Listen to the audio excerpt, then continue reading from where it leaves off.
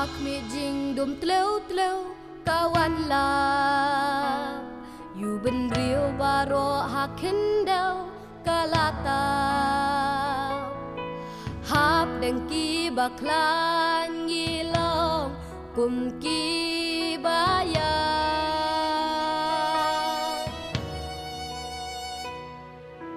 hak mi jing dum tleu kawan la yu ben rio baro hakendau kalata hap dengki baklan ngilong kum ki bayar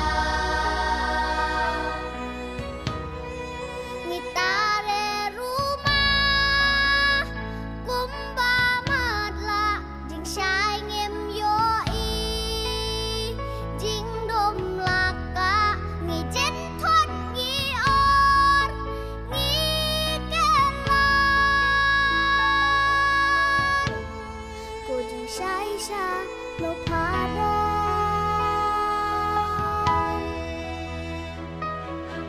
Kajik sok jishna nam judon Namar king shisha ka kelon laway Shong kin ron Ngin yen no ba Ngin ting sha Ngin om sha ban Ben le ra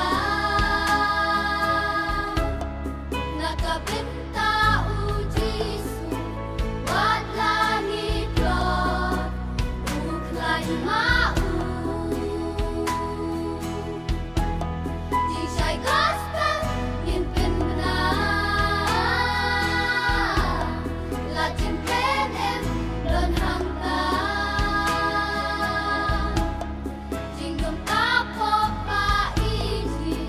Kan hedya Om don jaga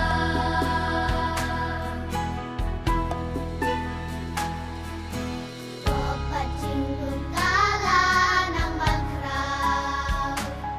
Rasin siya dan botun umlay katemraw